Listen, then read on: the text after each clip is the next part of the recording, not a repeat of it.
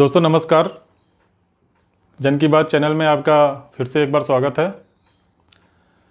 क्या आपने कभी सोचा है कि कुछ चीज़ें देश में अपने आप चली आ रही हैं और उनका कोई उपयोग नहीं है और उनके होने ना होने से कोई फ़र्क नहीं पड़ता है, और अगर उनको बंद कर दिया जाए तो बहुत से क्राइम ख़त्म हो सकते हैं। तो मेरा आज का जो टॉपिक है वो बंदूक की बिक्री को बंद किया जाए, बंदूक का लाइसेंस देना क्यों आवश्यक है, इस विषय पे बात होगी। आपने कभी इस विषय पे सोचा है कि एक बंदूक किसी व्यक्ति के लिए क्यों आवश्यक है?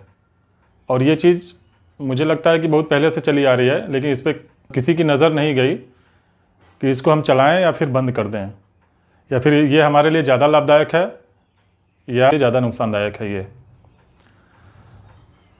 एक व्यक्ति अगर बंदूक या फिर हथियार कोई अपने पास रख लेता है तो वो अपने आप को पावरफुल महसूस करने लगता है और उस क्षेत्र में लोगों में एक भय का माहौल भी व्याप्त हो जाता है। और जिनके पास नहीं है वो भी किसी न किसी तरह से सोचते हैं कि मेरे पास भी एक बंदूक या असला इस तरह का हो जाए ताकि मैं इनके बराबर हो जाऊं। और उस क्षेत्र में अगर कई लोगों के पास बंदूक या हथियार हैं और आपस में अगर कभी लड़ाई झगड़े होते हैं तो अनावश्यक लोग भी उसमें मारे जाते हैं। दोस्तों, सोचना यह है कि सरकार के द्वारा बंदूक की बिक्री क्यों की जा रही है। आप बोलेंगे कि सुरक्षा की दृष्टि से ये ज़रूरी है, लेकिन मेरा मानना यह है कि अगर किसी के पास बंदूक रहे ही ना, सिर्फ फौज और प्रशासन को छोड़ के, तो फिर हमें खतरा किससे रहेगा। जब आप वैध लाइसेंस मुहैया कराएंगे तो उसमें अवैध भी चलेंगे। अवैध तो बिकते ही हैं, अगर वैध नहीं बिकेंगे तो अवैध भी आप रोक सकते हैं, तो किसी के पास नहीं रहेगा। इसको आप इस तरह से समझ सकते हैं कि एक देश अगर परमाणु संपन्न है या फिर हथियारों से ज़्यादा लैस है वो, तो वो उस क्षेत्र में अपना एक दबदबा बनाए रखता है, और बाकी जो देश परमाणु संपन्न नहीं है वो उससे थोड़ा सा डरे रहेंगे कि कब परमाणु हमला हो सकता है। या फिर अगर वो बाकी देश भी परमाणु संपन्न हो जाते हैं तो उस क्षेत्र में परमाणु हमले का खतरा बढ़ा रहता है। अगर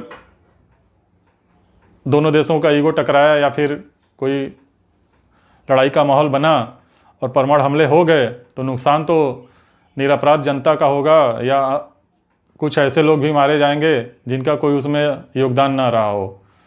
और ये क्यों हो रहा है? क्योंकि वो परमाणु संपन्न देश दोनों थे। तो इस तरह से आप सोच सकते हैं कि एक हथियार का कितना दुरुपयोग होता है। कभी कभी तो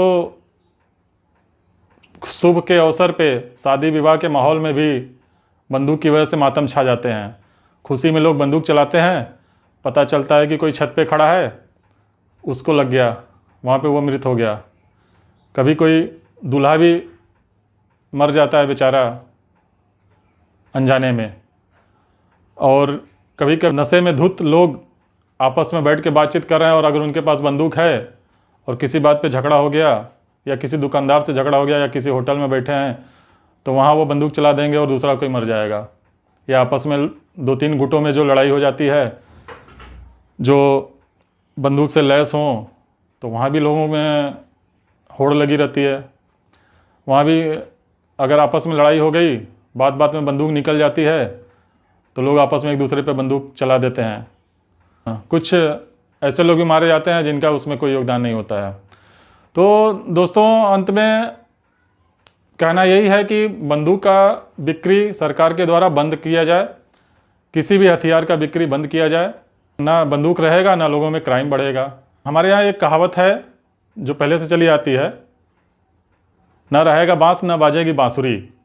तो दोस्तों, इसका सीधा सा अर्थ है, अगर बंदूक नहीं रहेगा, ना बिकेगा, तो क्राइम भी नहीं होगा, निरपराध लोगों को की हत्या होगी। और वैसे भी आप जानते हैं कि हमारे कोर्ट में लगभग 3 करोड़ से ज़्यादा मुकदमे लंबित हैं।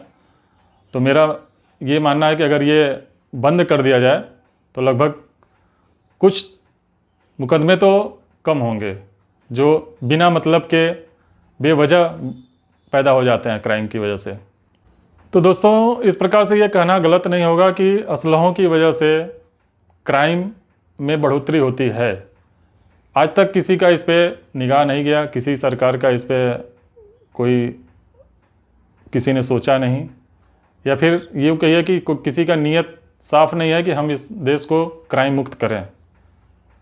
एक तरफ आप बोलेंगे कि अपराध नहीं होने चाहिए, क्राइम नहीं बढ़ने चाहिए, और दूसरी तरफ आप लाइसेंस देकर लोगों में इसको बढ़ावा देते हैं।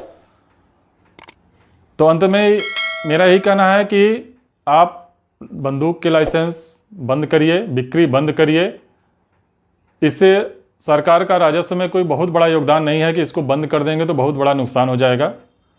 इसको बंद किया जा सकता है, इस पे आप विचार करें और क्राइम को आप कुछ हद तक कम कर सकते हैं। धन्यवाद।